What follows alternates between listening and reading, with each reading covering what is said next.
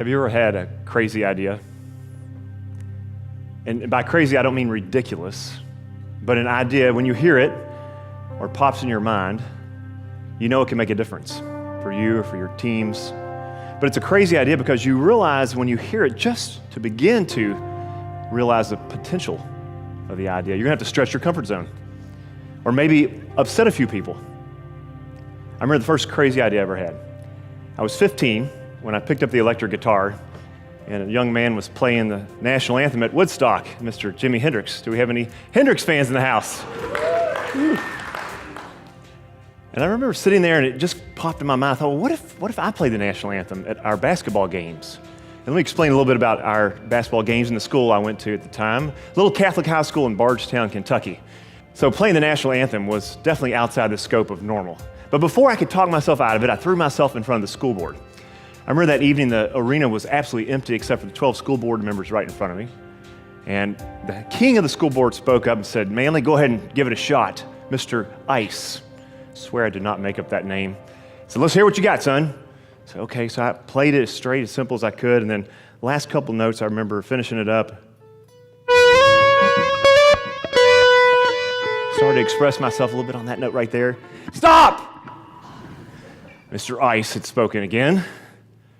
He said, "Hold on a second, we're gonna huddle up here." 3 minutes felt like 30. Finally, he breaks the silence. He said, "Well, young man, this is a crazy idea, no question, but you know, this year the basketball team's been struggling a little bit." I remember thinking, well, we struggle every year, but I didn't say a word. I said, "Yes, sir." He said, "Well, we're going to have 3 rules here. We want you to try this, actually, but 3 simple rules for you. Number 1, we only want you to play at the 10 biggest basketball games." I said, "Okay, yes, sir, sounds like a good plan." He said, "Number 2, I want it straight and simple, and none of that wiggle you did at the end." I said, "Wiggle?" He said, "Wiggle." "Oh, yeah, no wiggle." "Yes, sir, no wiggle." He said, "And lastly, no rock and roll shenanigans, young man. Do you understand me?" I said, "Yes, sir, Mr. Ice, you got it." So I go back home, practice. First game of the year, play the national anthem note for note. I remember walking in the door that evening, and my mother was there to greet me as usual. She gave me a big hug, and always a kiss on the cheek to see if I'd been drinking any of that bourbon. A little sniff test, passed that. We sat down on the couch. She said, "How'd it go?" I said, "Well, it was fine. It went well, I played it." And she said, "What do you mean fine?" Like any great leader, she always followed up with a question. Helped me stretch to the next level. I said, "Well, I don't know. I think I actually have a crazy idea, Mom, but I don't even know how to do it or what I would use to do the equipment or if it would be okay to do it." She said, well, tell me more about it. I said, "The idea is this, Mom. You know Eddie Van Halen that blares on the stereo all the time?" She said, "Yeah." And I said, "You remember Jimi Hendrix?" The other night we were watching. She said, "Yeah." I said, "Well, what if Jimi Hendrix and Eddie Van Halen came together and played the national anthem?" She said, "At your school?" I said, "Yes, ma'am." She said, "What's Mr. Ice going to think about that?" We went around and around about that. At the end of the night, she said, "Son, listen, sometimes you're going to have to ignore a few to win the hearts of many." So I picked Homecoming. That evening, the arena was packed to the top. The energy was exploding in the room, and everybody was ready to rock and roll. And I stepped up in the middle of the auditorium, and I played it a little bit differently. It went like this.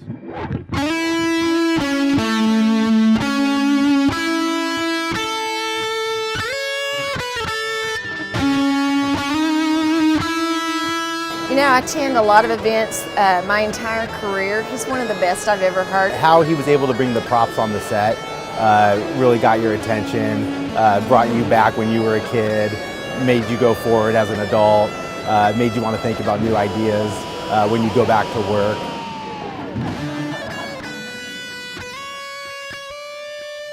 I think it was very inspirational. I've been hearing many keynote speakers for last 8-10 years, and Manley is right there at the top.